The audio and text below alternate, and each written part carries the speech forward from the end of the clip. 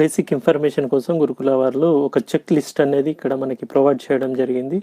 ఇందులో ఖచ్చితంగా క్యాండిడేట్ అనేది ఫిల్ చేయాల్సి ఉంటుంది. ఏ డీటెయిల్స్ ఫిల్ చేయాలో ఇక్కడ చూద్దాం. ఫస్ట్ ఆఫ్ ఆల్ అయితే hall ticket number paper 1, paper 2 సంబంధించిన హాల్ టికెట్ నెంబర్ వేయాల్సి ఉంటుంది. So date of verification for ఎగ్జాంపుల్గా 9th ఫిబ్రవరి. సో 9th ఫిబ్రవరి అని రాయాల్సి ఉంటుంది. ఇక్కడ మన యొక్క ఫోటోను స్టిక్ చేయాల్సి ఉంటుంది అనమాట. నెక్స్ట్ సిగ్నేచర్ పెట్టాల్సి ఉంటుంది. నెక్స్ట్ ఇక్కడ మనకు ఎస్ఎస్సిలో ఏ విధంగా అయితే ఉందో నేమ్ ఆ విధంగా రాయాల్సి ఉంటుంది. నెక్స్ట్ ఇక్కడ ఫాదర్ నేమ్ రాయాలి. ఇక్కడ నెక్స్ట్ మదర్ నేమ్ రాయాలి. సో జెండర్ మేల్ అయితే మేల్, ఫీమేల్ అయితే ఫీమేల్ రాయాల్సి ఉంటుంది అనమాట. నెక్స్ట్ ఇక్కడ మన యొక్క డేట్ ఆఫ్ బర్త్ వేయాల్సి ఉంటుంది. నెక్స్ట్ ఏజ్, ఓకే, ఏజ్ ఇక్కడ ఎన్ని ఇయర్స్, ఎన్ని మంత్స్, ఎన్ని డేస్ అనేది ఇక్కడ యాజ్ పర్ 1st జూలై 2023కి ఏజ్ ఎగ్జాక్ట్లీ ఎంత అన్నది ఇక్కడ వేయాల్సి ఉంటుందన్నమాట. నెక్స్ట్ ఇక్కడ క్వాలిఫికేషన్స్, డిగ్రీ ఎప్పుడు కంప్లీట్ అయిందో ఆ డేట్ ఇక్కడ వేయాల్సి ఉంటుంది. సో డిగ్రీ సంబంధించిన డీటెయిల్స్ వేయాల్సి ఉంటుంది. ఇక్కడ మ్యాక్సిమం మార్క్స్ ఎన్ని ఉన్నాయి, మనకి ఎన్ని మార్క్స్ వచ్చాయి, పర్సంటేజ్ ఎంత, అండ్ యూనివర్సిటీ ఏంటి, అలాగే ఇక్కడ పీజీ, పిహెచ్డి, నెట్, సెట్ ఏదైతే ఉంటో అవన్నీ డీటెయిల్స్ ఇక్కడ ఫిల్ చేయాల్సి ఉంటుందన్నమాట. నెక్స్ట్ ఇక్కడ కమ్యూనిటీ సర్టిఫికేట్ డీటెయిల్స్ ఇవ్వాల్సి ఉంటుంది. ఫర్ ఎగ్జాంపుల్గా మీరు క్యాస్ట్ ఏదైతే అది పెట్టాల్సి ఉంటుంది. ఇక్కడ ఫర్ ఎగ్జాంపుల్గా బీసీబీ అయినచ్చు, బీసీబీని ట్రిక్ చేయాలి. ఈ certificate issued by Telangana government, yes అయితే ఎస్, నో అయితే నో క్లిక్ చేయాలి. అండ్ సర్టిఫికేట్ నెంబర్ ఉంటుంది. అక్కడ మనకి ఏదైతే కమ్యూనిటీ సర్టిఫికేట్, మన క్యాస్ట్ సర్టిఫికేట్ మీద నెంబర్ ఉంటుంది, డేట్ ఉంటుంది, అవి వేయాల్సి ఉంటుంది. ఇది మనం అప్లై చేసేటప్పుడు వేసాం, గుర్తుందా? సో అవే వేయాల్సి ఉంటుంది. కింద ఆఫీస్ యూజ్ ఉంది, అది మనకి అవసరం లేదు. నెక్స్ట్ ఇక్కడ బీసీలో అయితే non creamy layer certificate applicable అవుతుందా లేదా మీకు అంటే ఇక్కడ ఎస్ అంటే ఎస్ పెట్టండి.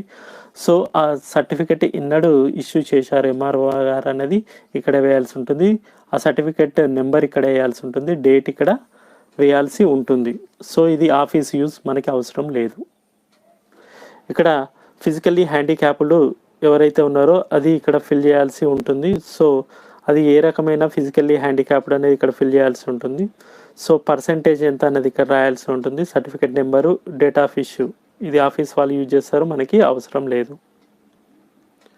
నెక్స్ట్ ఏజ్ రిలాక్సేషన్ కోసం ఎవరైతే గవర్నమెంట్ ఎంప్లాయీస్ ఉన్నారో, సో లేదా అనుకుంటే ఎన్సీసీ క్యాండిడేట్లు కావచ్చు, ఎక్స్ సర్వీస్ మెన్స్ కావచ్చు, ఎస్సీ ఎస్టీ బీసీలకి ఇఫ్ ఏజ్ రిలాక్సేషన్ కోసం ఇది ఫిల్ చేయాల్సి ఉంటుంది. మీకు అప్లికేబుల్ అవుతుందా లేదా అన్నది ఇక్కడ మనం ఫిల్ చేయాల్సి ఉంటుంది. ఇఫ్ ఎస్ అన్న అనుకోండి, సో దాని డీటెయిల్స్ ఇవ్వాల్సి ఉంటుంది.